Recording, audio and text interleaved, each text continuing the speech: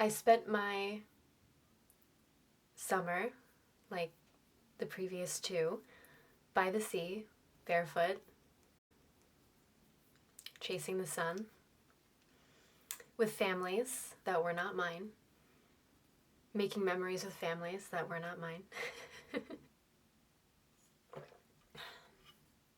It's so lovely that what I do is not wrapped up in who I am in such a way that I am just this photographer, that I have all of these different dimensions and elements to me, and people seem genuinely curious in getting to know me at my sessions. They're not just like, here's the photo lady, let's smile. That makes what I do so much more powerful because I'm forming true human connections. I'm not just this vessel with a camera who shows up and leaves. This wonderful little mini universe that I've created for myself over the last decade, and it never gets old. Hey, buddy! Isn't Shooter so sweet? He just turned 15 this July, and he's still the sweetest, most playful, most precious, loving little guy, right, honey? So it's migration season. All of the birdies that have their little routes going to and from the north to south. Every day these birds are just constantly blanketing the sky, taking up the entire visible area that I can see out of my windows, and a huge big trove of them just flew by, and for a minute everything was black. This isn't a new part of who I am. It's always been integrated into me to nurture this experience of being human and what that means for me. A lot of that has to do with remembering, and I'm so nostalgic, I'm so sentimental. I tie memories to sounds, to smells, to foods, to places, it's all encompassing. You know, and when I started this YouTube channel when I was an 18-year-old little thing in college, it was a way for me to connect with other human beings. Also, not to forget that time in my life. As coming into my creative self, I finally felt free to just be myself. I didn't have these chains locked on me from high school, from expectations, from family stuff, from being a product of my environment. And adulthood comes into play, and you have all these new things that you're evolving with. You have to let go of the idea of how you think your life should be, or how you in your mind envision your life going. It allows your life the room to breathe, to expand, to grow, take hold of who you are. You're allowing your space to thrive and bloom and produce the flowers of life, the wildflowers of life. Your mind can grow, your experiences can get better, you can thrive in different situations because you're not stagnating your growth.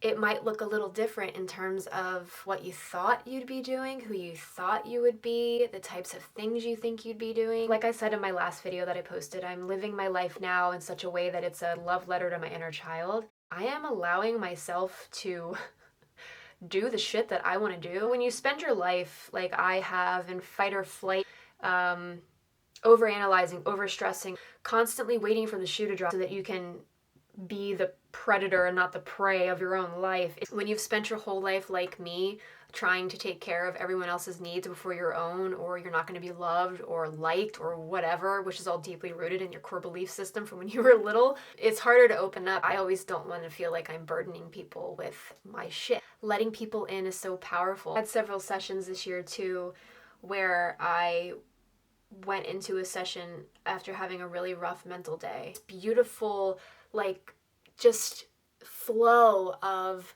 going through crap as a human being. And when you come out of your own mind and you share things with people, it makes you feel less alone, and it makes you feel less just like concentrated in this just dark, bad place. I'm gonna come full circle now, back to the point. This whole experience of being alive truly does go back to opening your heart, connecting with people, communicating with people, allowing them to love you, allowing them to help you, allowing them to offer whatever energies they can so that your experience is less stressful and heavy and so that you can help the weight be lifted off your shoulders. Nobody truly knows what any of us is going through except us. We are the ones who live in our brains every single day and deal with this.